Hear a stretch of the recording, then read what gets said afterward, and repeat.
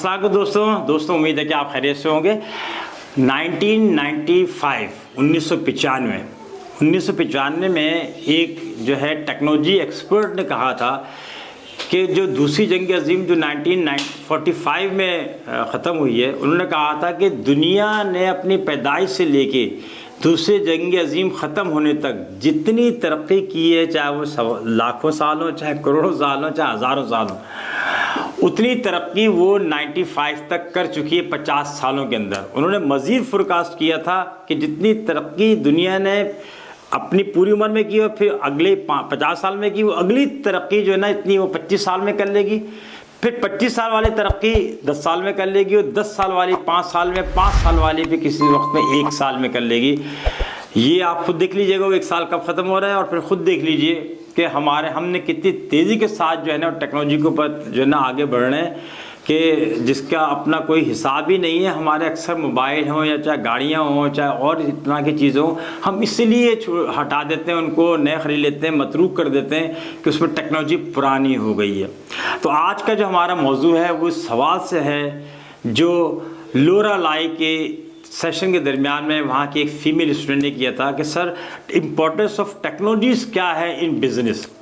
तो वहाँ पे हमने उस पर बात की थी। हमने कहा आप लोग वहाँ क्योंकि लोरालाई में मौजूद नहीं थे, लिहाजा आपको हम इस यूट्यूब चैनल के ज़रिए जो है ना हम वही बात करते हैं।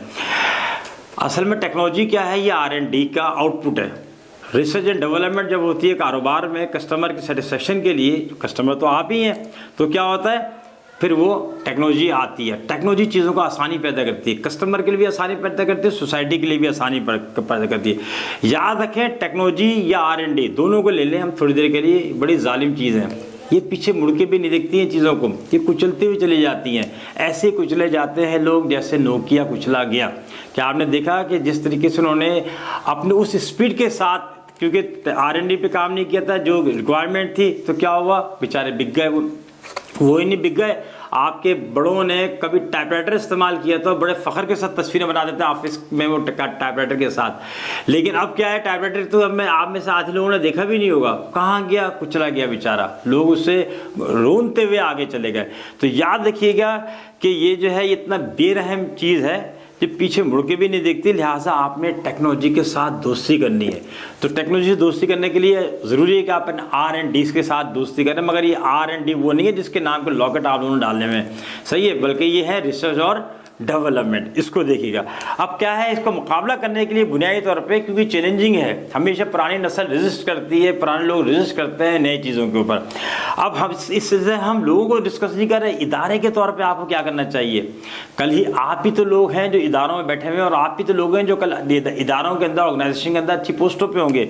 नंबर 1 है कि टेक्नोलॉजी अवेयरनेस लाएँ। जब भी किसी मामले में टेक्नोलॉजी नई आए जिसका ताल्लुक आपके इदारे से है, आप हमेशा नंबर 1 अपने एम्प्लॉइज़ के अंदर, नंबर 2 अपने कस्टमर के अंदर उसकी अवेयरनेस पैदा करें, शऊर पैदा करें कि इसको करने से कितने आसानी हो जाती है।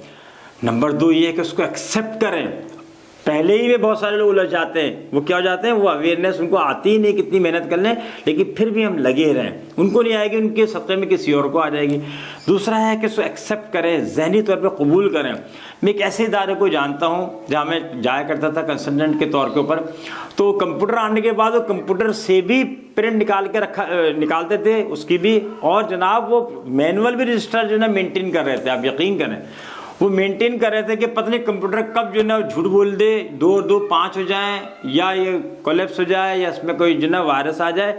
तो हम अपना वो 3 साल 2 साल तक उन्होंने क्या किया, उसको एक्सेप्ट नहीं किया टेक्नोलॉजी को, और सारे काम करते चले जाए।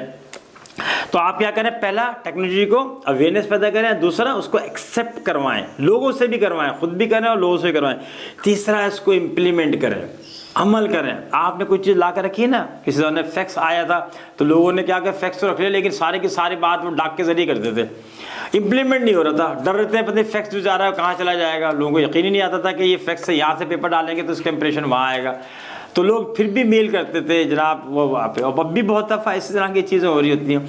तो आप क्या कहते हो, इम्प्लीमेंट करें, अपने इदारे में भी कराएं, जहाँ कस्टमर एंड है उस पर भी कराएं, क्योंकि याद है कि इदारे में टेक्नोलॉजी आ गई ना तो फिर तो सुभान अल्लाह हो जाएगा, फिर तो आपको एज मिल जाएगा। और टेक्नोलॉजी फ़िलहाल बहुत दूर तक किसी से मात खाने नहीं जा रही, चाहे वो असला हो, चाहे वो जो है ना सॉफ्टवेयर हार्डवेयर वाले मामलात हों, चाहे ज़िंदगी के दूसरे मामलात। हम दोबारा राइट ब्रादरान के जहाज़ में बैठना पसंद नहीं करेंगे, सही है। और ना तो ये ख्याल है कि लिहाजा हम चाहेंगे कि हम ऐसे ही जहाज़ में सफ़र करें जो हमें चंद घंटों में जो ना हमारी मंजिल तक पहुंचा दे।